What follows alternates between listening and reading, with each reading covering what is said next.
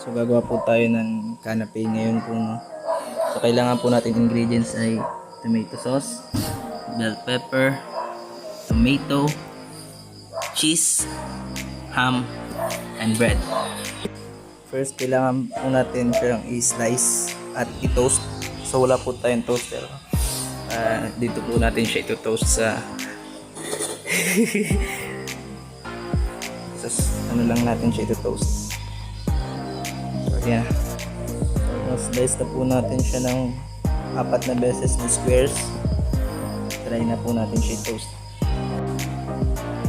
So bago po muna tayo mag-toast, kailangan po muna natin i-prepare lahat ng ingredients. Mag-grate muna tayo ng cheese. Mag-grate natin siya dito. Bukas muna po tayo ng kamay. Nagawa ko na po kanina. Start. Parang something lang natin yung cheese. I-grate natin siya. Naugasan ko na po muna siya, no? Here.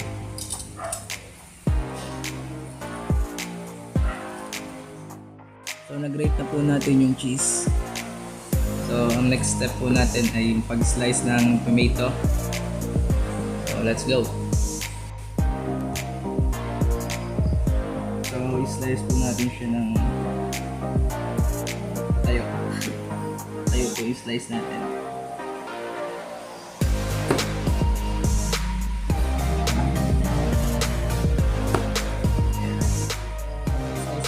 Lahat. Tatanggal na po natin yung seeds, gitna niya.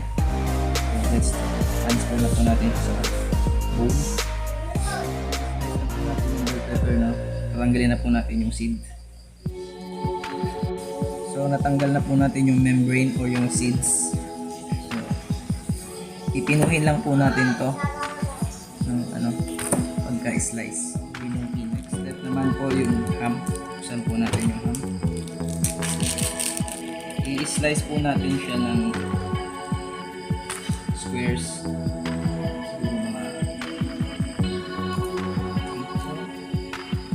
Squares din po yung pag-slice niya kanya, no?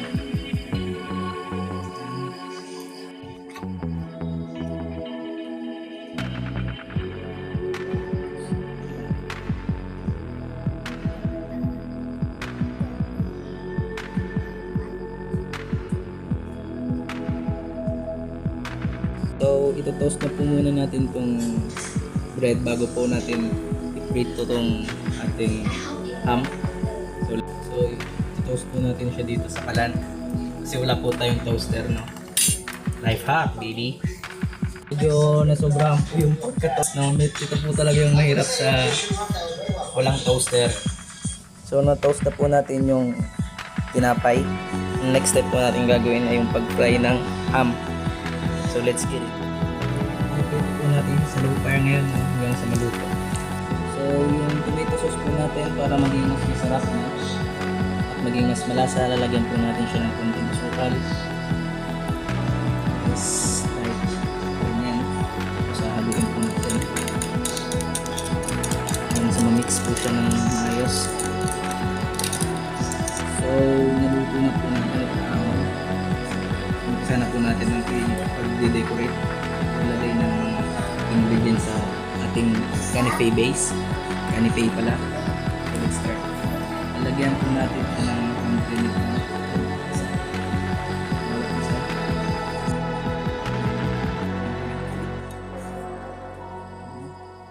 Just like that.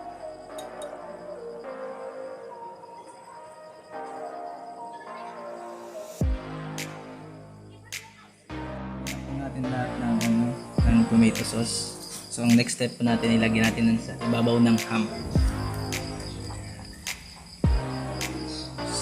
That.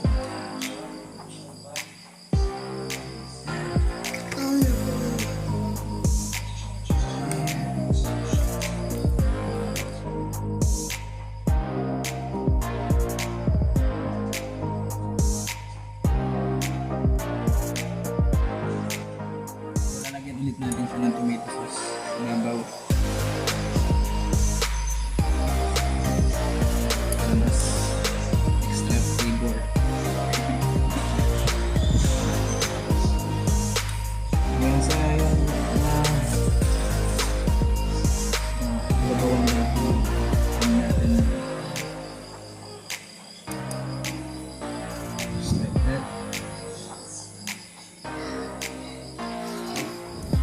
easy.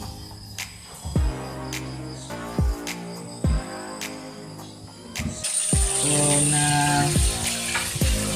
lagyan na po natin lahat, no? So, ang next step po natin ay lagyan po natin ng tomato yung babaw, ating makapit sa ayaw niya bumitaw. Sana all ayaw bumitaw. Nakalimutan ko po pala sabihin, no? Tinantad ko na rin po pala to para medyo hindi naman po maagaw ng space masyado. Ano lang natin po isa. So kahit naggugas tayo ng kamay, kailangan natin kutsarain para mas safe.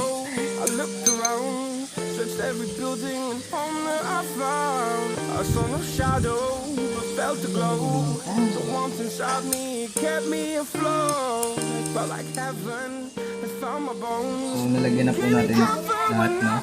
Ang next step naman po, matapos po ng tomato, ito po ng bell pepper. Nice and easy.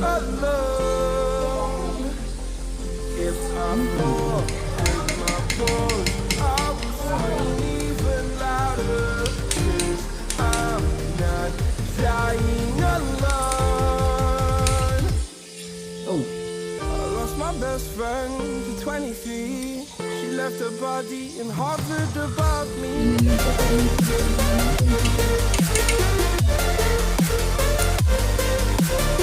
Po natin siya ng tomato, bell pepper, saka ng ham. So next step po, yung toppings na po natin. Pinaka-the best paborito ko, yung cheese. So medyo nakikita nyo po, medyo malagkit, malikit. Medyo mahirapan po tayo pag sinitara natin. Nagugas na po ako ng kamay para kamay natin. Here. Ito yung paborito natin. Marami.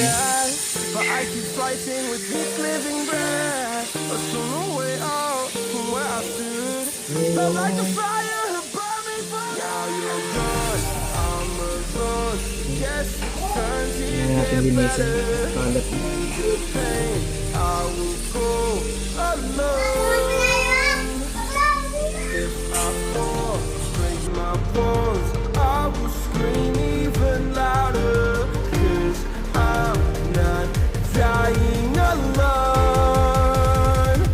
My best friend. Ito na po yung finished product niya. So let's try to taste it. Ano na yung lasa niya.